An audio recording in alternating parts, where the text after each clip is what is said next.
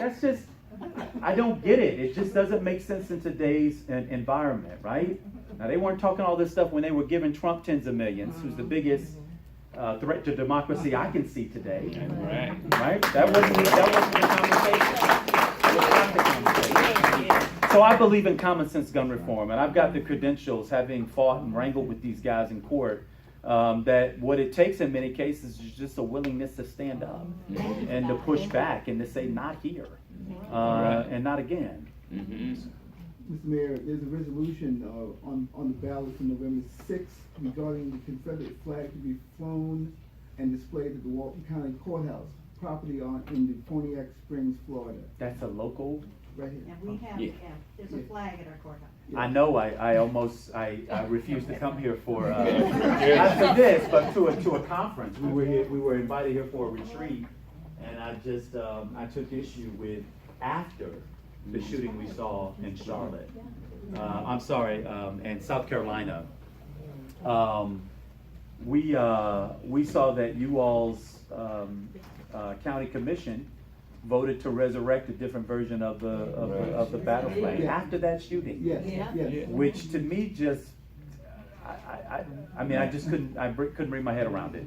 How do we fight this, sir? Well, I think we got to have real conversations with our neighbors. I mean, we got to start listening again on this. There's such a disconnect between the folks who sort of wrap themselves in the Confederate flag for sake of heritage, while at the same time having no appreciation for its impact on the heritage and the background of other people. I said when I advocated for the Confederate monuments at the state capitol to come down that I didn't want this to be my children's battle. I know what it means driving behind vehicles with Confederate flags on them. I know the message they want to send to me, and I have to talk myself out of letting myself be impacted by that as often as I see them. And I don't know why anybody would knowingly, anybody with empathy or real care, want to put their fellow Americans in that kind of condition. And so what we can agree on is that those kinds of vestiges of heritage, if you will, belong appropriately displayed in museums, where they can be seen in their appropriate context. And we can talk to our children about what that was. Because the truth is that the battle flag of the Confederacy really didn't make a resurrection until the Jim Crow South is when it became ubiquitously displayed. Now you can't tell me that had to do with states' rights. That we were long past that battle, and so we know what it means. I just think we've got to open up this dialogue in a much more honest way, and maybe you won't change the majority of folks who want to display that flag. But I do think that there are reasoned people who want to understand better what that means and are willing to engage in that conversation. I was just going to add that the flag that we have at our courthouse didn't go up until 1964 in direct opposition to the Civil Rights Act. Well, and that's the story of the battle flag for a lot of places. You're not alone there. And so the history of, I'm thinking, did this states' rights just come back in no, we knew what that was about. All of us know what that's about. Don't insult our intelligence. We know what that is. Unfortunately, when folks are drawn to their corners, it's really, really hard to open up the ears of listening, right? There may be a hardened 30%, but I have to believe, even in this day and age and where we're situated in the northern panhandle of Florida, that there is a majority of folks who will acknowledge, all right, well, this may not be the right thing to do. If South Carolina can do it, surely we should be able to do it. Right? Yes. Surely we should be able to do it. So I hope there is a resounding defeat. We're going to work at it. We're going to work at it. Yeah. So that's our plan. Yeah. Who sponsored that? Was it offered by the commission itself, or were there petitions? Petition from the NACP. We have our supervisor of elections here. Oh, okay. But it was county commissioners were approached about this issue, and they decided to put it on the ballot. In the last 5 minutes of the meeting, by the way. Right, they refused to make a decision. Yes, right.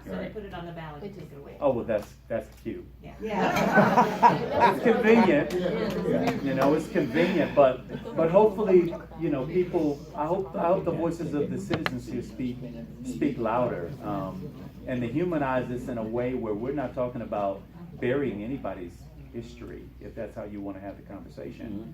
But we also know that places like courthouses and other monuments are really intended as celebration and exaltation, and that isn't consistent with the values of this community to frankly tread in that. Yeah, right. Is it a civil rights, is it a civil rights issue, flying the flag? That's. Well, I mean, I think there are lawyers. Well, lawyers should be able to argue all sides. Yeah. I mean, you probably could find some folks, but truth be told, this is a battle being fought all around the state, and I would imagine across a lot of southern states what to do here, and what responsible governments have done, have said this is or is not. It's a value statement. Who are we? What do we want people to know and believe about us? You all have suffered economically. The city of Tallahassee Chamber of Commerce used to come here every other year with our Chamber of Commerce, and we cut it off after that decision. And I'm certain there were others who made that decision that we did not want to validate that position by spending our money. And so there ought to be business people on the other side of the same say, this is who we are. Economically. You can't get them there on the values. Right, get them economically. Yeah, man. What could you as governor do to break the chain between schools and prisons? Oh. And private prisons? Yeah, well, first of all, we ought not have private prisons in the state of Florida. All right. Certainly not. First of all, the whole system of criminal justice needs reform from top to bottom. sure. I mean, we're right now starting. We're obviously dealing with the back end on this whole voting rights thing, right? That's after it's all been said and done. I think we need to look at decriminalization in certain areas. We unfortunately, I think, put a lot of people behind jail for other interventions that might be much more appropriate for dealing, right? The trouble with the criminal justice system oftentimes is we only start to intersect it on the back end and not the front end, right? Like, what do we do to stop the flow of our young people getting deeper and deeper into the criminal justice system? In our city, for instance, I was proud to sponsor, and is still in operation now, a restorative justice program at a teen center that I was pleased to help bring to my city. And at this restorative justice center, first-time nonviolent offenders, instead of going before a judge and a court of law and being told that they have committed some crime against the inanimate state of Florida, right? They don't know her. They've never met the state of Florida. So what crime did I commit against the state of Florida? Instead, they go before community justice panels. Ms. Jackson, Ms. Jefferson, maybe the victim, maybe the victim's family, and they get told how their actions impacted us, the community. At 6 months, the state evaluates recidivism. Have these folks gone on to commit a crime again? The state average hovers around 40% of those folks recidivate 6 months after they've been adjudicated. And our program, north of 90% of them at that same 6 month mark have not recidivated, right? Because it works, right? Because they needed other forms of intervention, right? They needed mentorship. They needed skills so they can get a job, right? They needed to be set on the right track and a good stern talking to where folks would hold them accountable for their actions.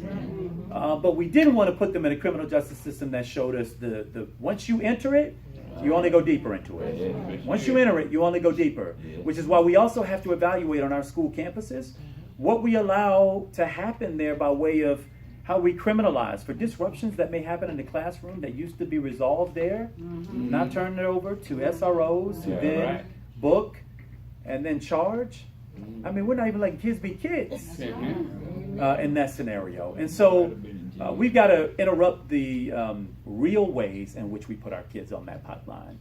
And then we've got to think about what I like to consider smart justice tactics that require us to do some things differently in the criminal justice stream. That if we do those things, we can save not only that individual, but we can save expense on the back end. 31,000 incarcerating a year versus putting a person through a 16-week program and letting them, go about their lives.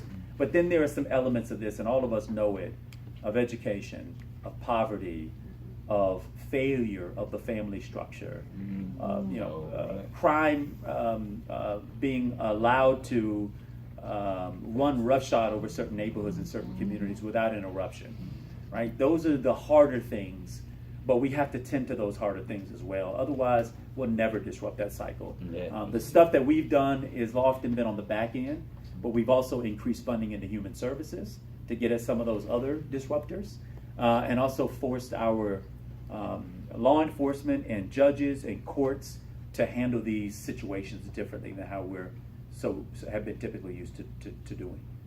I appreciate the question. Yes, sir. Health issue. Yes, sir. As governor, what will you propose with what we have now for the prevention and treatment of those with HIV and AIDS? Yeah, and unfortunately the rates are kind of scarily creeping in certain parts of this state. I've been particularly in South Florida and certain counties where it's been a real shock factor to hear some of these rates. One of the things that certainly was a major deterrent for me was we actually talked a lot more about HIV and AIDS. There were real public campaigns in our schools, on television. And I know it makes some people uncomfortable, but listen, if folks are going to be involved, certainly on the sexual side of sexual behaviors that make them more prone to susceptibility or contracting the HIV and AIDS virus, we got to deal with that. Like, not talking about it and being mum literally is killing people. And so we've got to lean into that. I also know that because of the opioid crisis and needle exchanges and heroin, that we're also seeing the sharing of needles. And I will tell you, some states, in fact, Ithaca, New York, where a good friend of mine is mayor, have set up needle exchanges. Another thing that makes people uncomfortable, but they've seen their rates slide by setting up constructive needle exchanges and then being able to eventually wean people off. I mean, those are addictions and sicknesses. And you got to deal with that for what it is and not throw some solution out there that has nothing, no relatability to how we do it. On the healthcare side, listen, we need to expand Medicaid. We need to make sure that folks are getting access to doctors that get them connected to medicine and medications that allow them to treat illness, whether it's HIV and AIDS or the normal illnesses that folks sort of encounter over the course of their lives. But absent access to healthcare, you put people in a real death spiral, literally and figuratively. And so we've got to address it as well. We've got to come out of the shadows around this conversation. I thought we had done it in the 90s, in the mid to late 90s and into the early 2000s, and then you had Magic Johnson and others living. The stereotype began to change in some ways, and I'm glad it started to shift. But what also happened in that is people's fear around contracting has also diminished, which has caused I think reckless forms of behavior, not only on the addiction side, but also on the STD side. And we've got to, as a state, I think, deal with that in this state much more aggressively. Yes, sir. And how are we doing? One more question. Okay. An issue facing Walton County is what's called customary access or customary use, which is access to the beach. How do you feel? Could you share any opinion or thoughts about customary use? Yeah, well, it's crazy to me. I don't know if I haven't heard that term. But it is crazy to me to see the privatization of public lands. The restrictions. I mean, honestly, are these folks going to be responsible for paying for and helping to prevent beach erosion? No, it's going to be all of us. All of our money that is going to have to pour in to make sure that we're protecting the coastline. Yet you get to have limited and reserved access. It's amazing to me, and I have to believe that there's a court case that would need to be brewing. I realize at the federal level, Trump, and even to some extent at the state level, we have permitted the privatizing and the opening up of public lands for private profiteering and so on and so forth. We've got to resist that. I mean, I believe, one, that there ought to be some court precedents, and I'll tell you as governor, Florida's lands belongs to Floridians, right? Not to a neighborhood association, not to the well-heeled and the well-connected, but to all of us. And just because you don't like who's patronizing the beach, doesn't mean you get a say over whether or not to get to patronize. All right. It's all about it. Everybody pays. We've got to guard against that. And I had heard about this, actually the last time we were over here, some folks have raised that. And it just blows my mind that's a real thing. And we're seeing it in places all around this state. Those are all of ours. That's shared. Y'all remember this land is your land? Like, that's what I think of. From California. You know, it is. It really is, because we're all responsible for its upkeep, for the payment of it, for the maintenancing of it. And as we deal with climate change and global shift and sea level rise, under no circumstance are they only going to burden those people who get access to it with paying for the cost of that. No, all of us will be, which is why we all deserve, constitutionally, in my opinion, access. That's an access issue.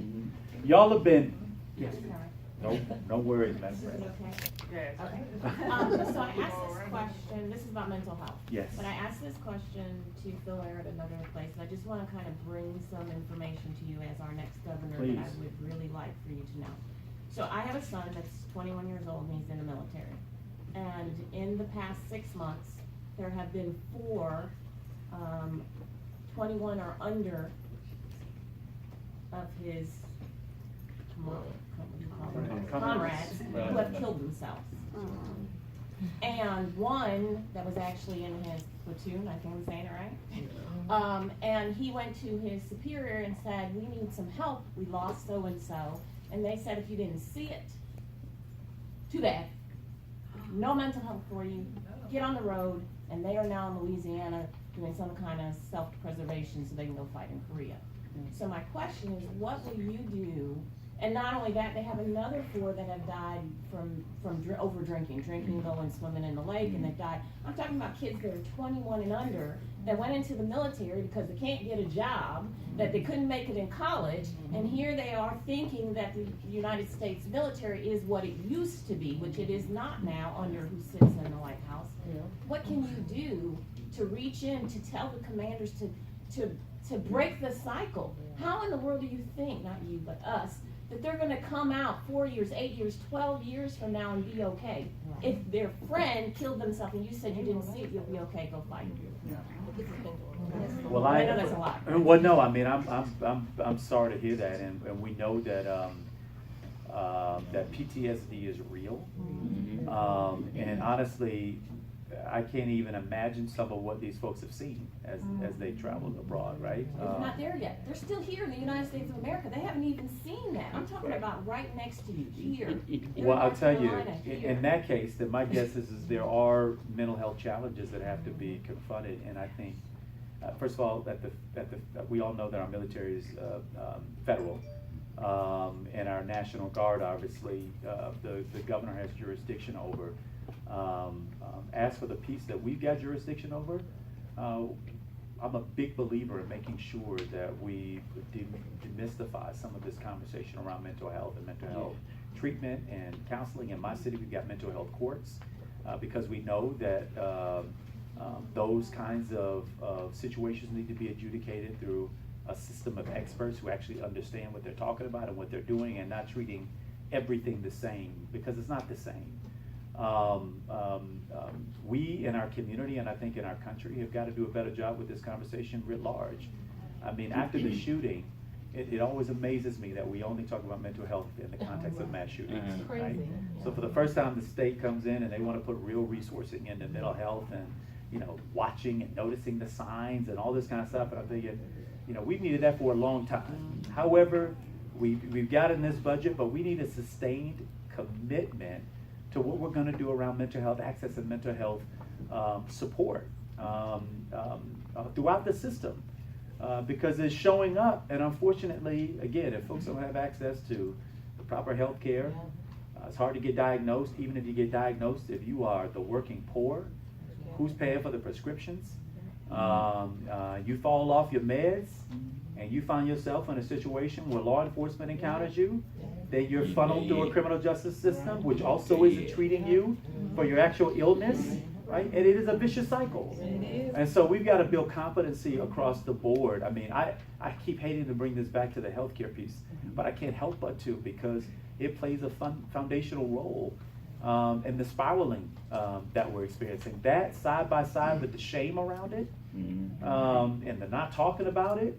I grew up with folks not talking about it. I had an uncle who I knew had mental health issues, and it was just, he all right, he just, you know him, right?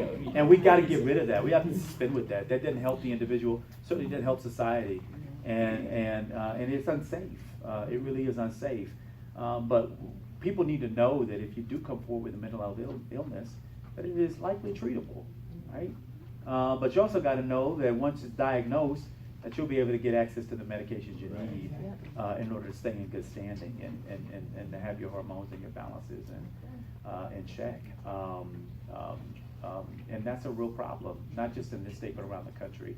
On the federal side, I have to imagine with a mentally incapacitated president, I don't know that we're going to see the kind of